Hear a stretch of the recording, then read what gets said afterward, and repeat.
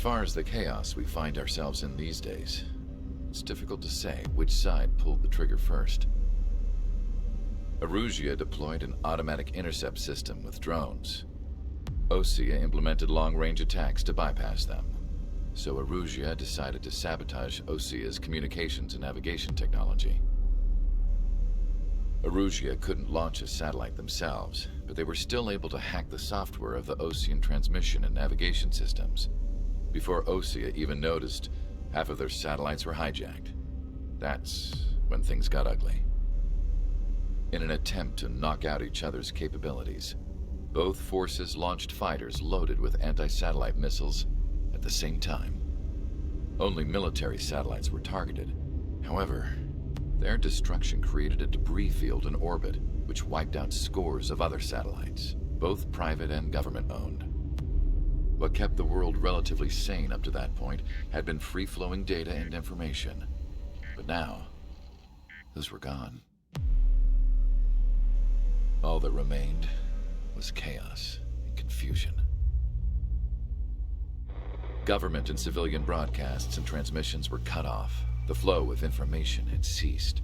Forces on both sides of the conflict now found themselves unable to communicate with their superiors. Many of the smaller countries annexed by Erusia and yearning for their independence seized the opportunity and started their own uprisings. As for why some of Osea's military decided to break off from the main force and continue on their own, I have no idea. Perhaps there was some sort of dispute over the chain of command. The continent that had once seen wars that were only fought between Osea and Erusia was now full of numerous conflicts between rival leaders vying for power. Insurgencies were everywhere. I even heard a rumor that a group of Osean convicts had rebelled. Rumors. It never ceased to amaze me that even at a crazy time like this, something as trivial as a rumor could find its way here. Communications from corporate were cut off. Apparently, the entire computer network was down. It was a wise decision to make our drones autonomous with AI instead of being radio-controlled. Wise and forward-thinking. Even with their GPS offline, they can still use their sensors to navigate as long as they're working properly. I'm sure the drones are still working perfectly, following their mission orders to the letter. I wish I could upload Mihai's new data to them. But without a connection, I can't upload the software to the active drones. The new ones we're making, though, there should still be enough time to upgrade those before they're activated. I'll be taking the data I've acquired away from the front lines now. Oh, and I'll be taking the girls too. I told my assistant Masa it was time to get Mihai's granddaughters ready to leave here. She's not much older than the girls, but she has a way about her, and I'm sure she won't have any trouble with them. I saw a plane flying off in the distance. I imagine it was looking for a safer place. The plane had a rose emblem on it.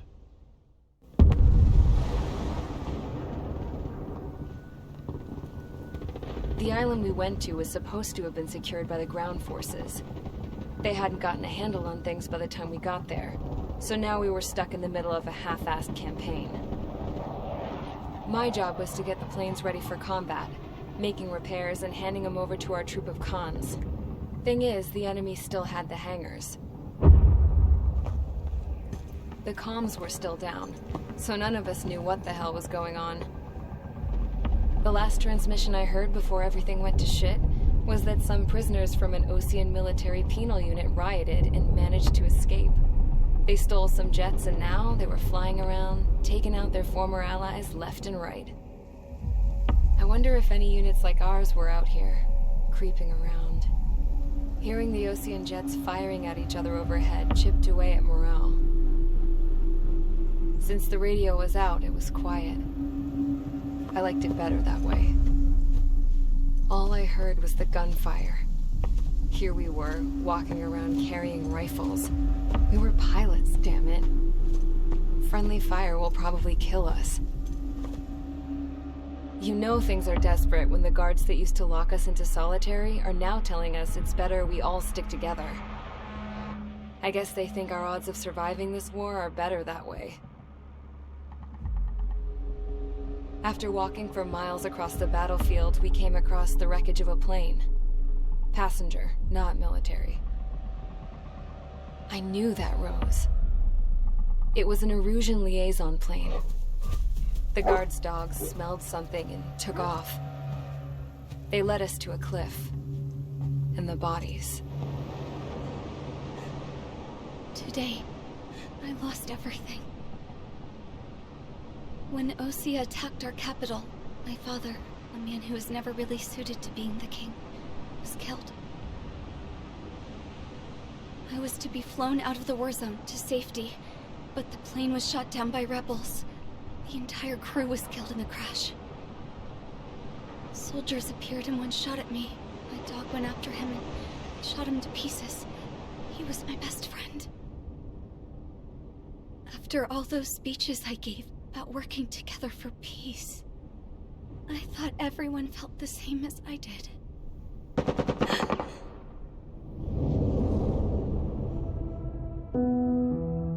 I'm sure the soldier who shot at me knew I was the Princess of Erusia.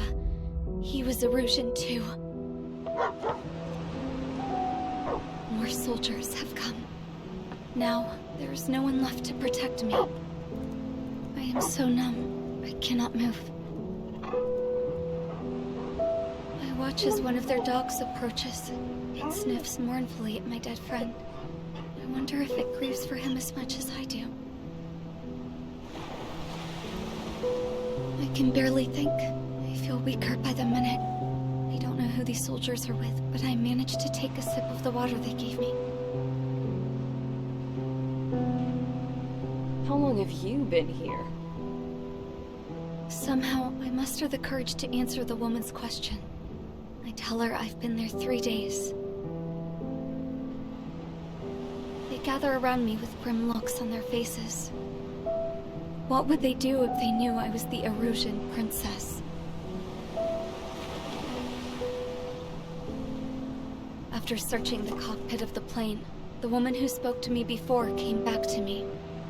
This is an air-to-ground tactical radio. It still works! I noticed she walked with a limp. She knelt down next to me and asked her companions to give me some food. And then, very softly, she said, "You see, I used to listen to your broadcasts, Your Royal Highness." Just what did you see here?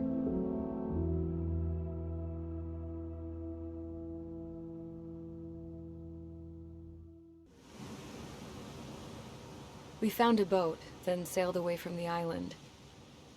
We had to. We didn't belong there. The new guy's name was George. I noticed when the anarchist said his name, he said it with a thick Belkan accent. How did you know that he was from Belka? Well, both my parents were from Belka, so... You never told me that. They say that Belkans are known for their conspiracies. That's just a stereotype. Now, I simply stated my honest opinion and was thrown in jail for it.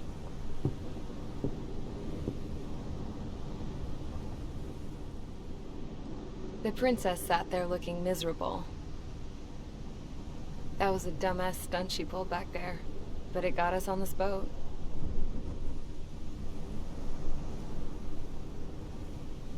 Take a look at that. This ship is heading for a single rope that's hanging down from the sky. Do you know how far the end of that rope reaches?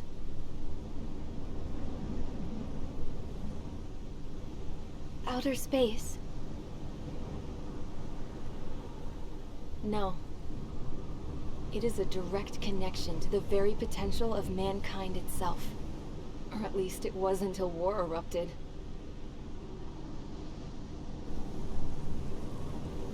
It's my strong belief that the rope might be connected to a very distant, faraway source of great conflict and strife.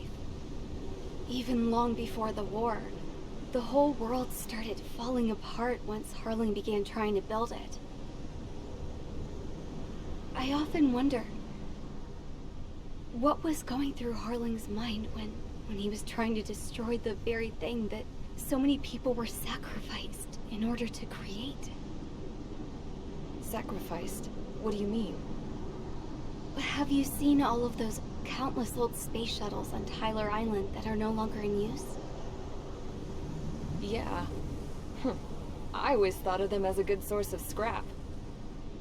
They're an obsolete technology that was abandoned during the construction of the space elevator. Which would mean that if the space elevator was destroyed, it would be that much harder for mankind to reach the stars. Until we find another way. But even then, Harling still went ahead and tried to destroy it. At the cost of his own life. That's not the way I heard it. What I heard was that he sacrificed himself to protect the tower from an incoming missile. Oh, I was told he tried to fly his ship into the tower in order to destroy it. I wonder which story is true, Your Royal Highness. I don't know. Looking at it objectively, it's reasonable to believe that Harling had both options before him. When it comes to which one you think he took, I guess it's like a mirror. Yes, it is. It's like a mirror looking into your own soul, based on whichever choice you believe it was. At the moment, though, I can only see darkness.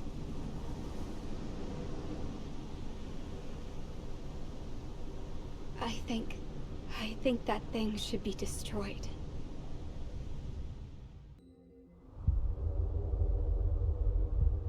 When we got to the mainland, we found the space elevator's support facility. I guess this was the factory where they built the gigantic structure the elevator traveled in. There was this little girl sitting in front of a mural. When the princess saw her, she shuddered like she'd seen a ghost. The girl had a stuffed animal. This was the day after the shit went down at Tyler Island.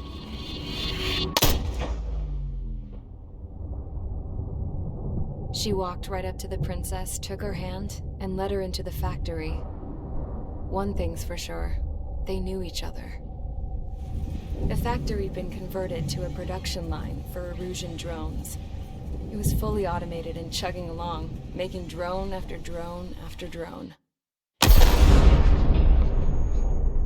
Once they got inside, the princess stopped and just stood there.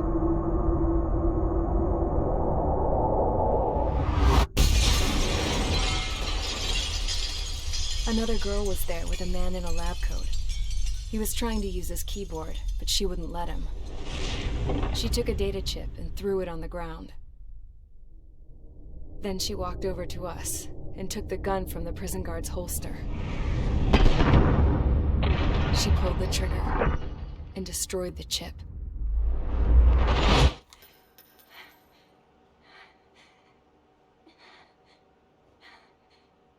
Later, I found out that the girl with the gun and the one with the stuffed animal were sisters.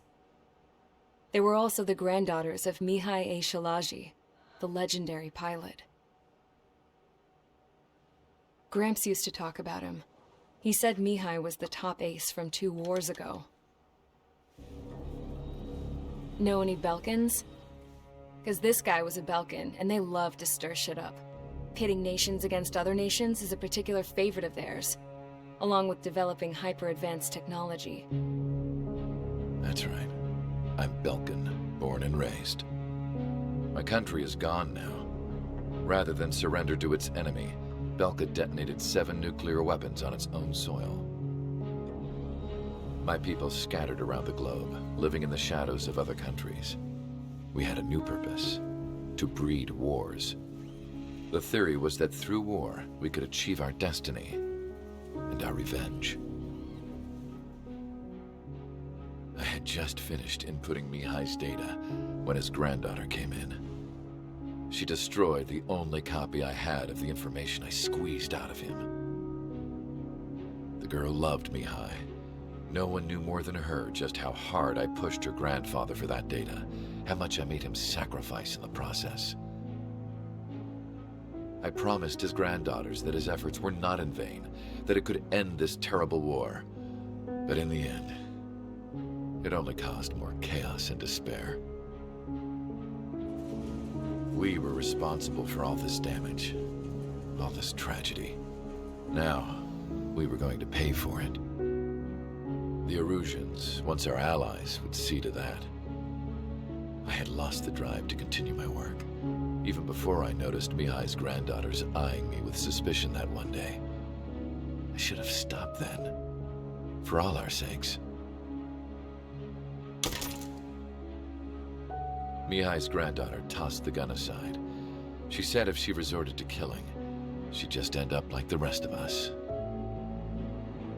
And by us, she meant everyone, including the princess. Like me, the princess was afraid to look into the girl's eyes. She knew that by encouraging her people, she kept the war going. Mihai and his granddaughter were victims of it, and now, they too were paying the price. Is this for Belka? Or for Erusea?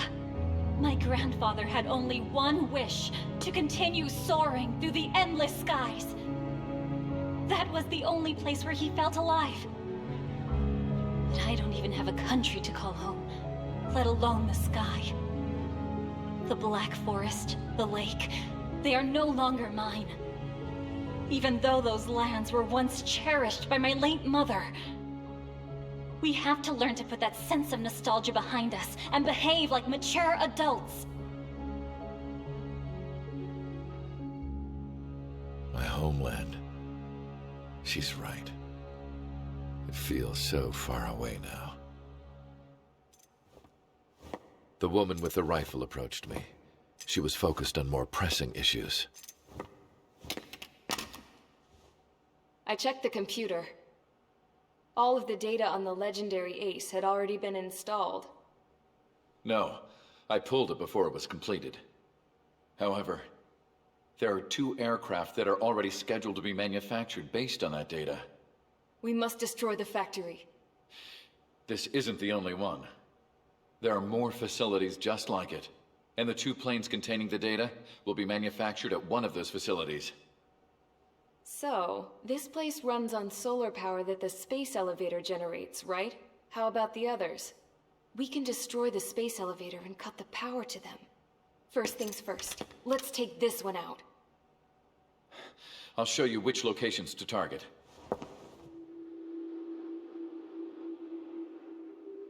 I stood there, thinking about that mural by the factory's entrance. Harling commissioned it to be painted. I realized that in the background, behind the dancing figures, the artist had painted several space elevators. I understand now. The space elevator wasn't designed to exploit Erusea after all.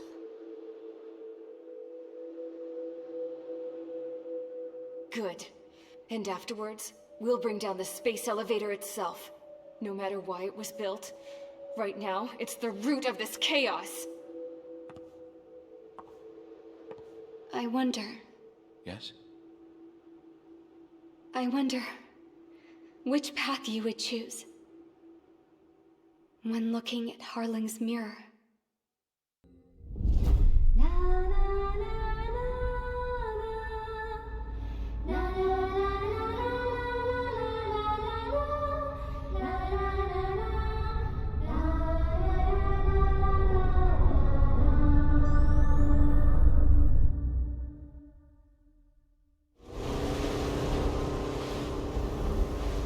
Hell, I can't just snap my fingers and make a plane.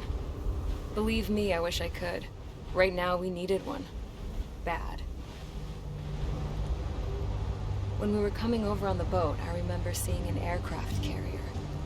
That gave me an idea. The Admiral Anderson. The name of an old sailor. When the first drone started attacking, the ship wasn't ready for battle yet. It was still in the dock, getting all rigged up. So they rushed to get her ready. I know about Anderson. In the previous Osean War, he was the commander of a ship that sent out the last fleet of jets. They say the deck was sloping so bad as it sank, the last plane barely made it off. Those fighters ended the war. That story gives me a little bit of hope, especially at a time like this. We're all in the same boat, like it or not. If this war keeps going on like it is, it'll be the end of everything. The military loaded this thing to the rafters with planes. Some were fighters that were going to be delivered to bases in occupied territory. It was hit before it could complete the mission. Jackpot. The hangars were loaded with goodies. This Scrap Queen's got work to do.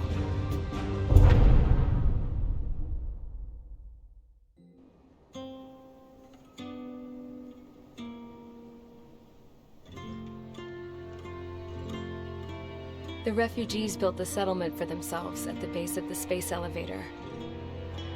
A humanitarian mission from Yuktovania airdropped some supplies for them again today. Thanks to the princess, the whole world was pitching in to help these people.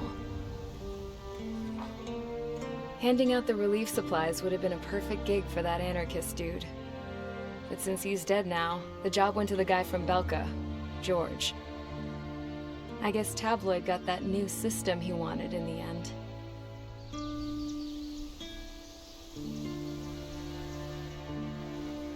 Mihai's granddaughters are helping out too. Mihai. That cranky old geezer's here with us too. I never wanted to create anything, and now here I am, clinging to life. Watching as my grandchildren and their generation make a new future for themselves and the world. Is this my punishment then? All I do is lie here, wasting away. I'll never know the freedom of flying the open skies ever again. I've been grounded, and my wings have been clipped. You know what having peace in the world means? It's being able to die in your own bed at a ripe old age. Peace is what those girls are working so hard for here. We got a bunch more refugees today. And the princess? She's looking to the stars. Dark blue. To the heavens and beyond.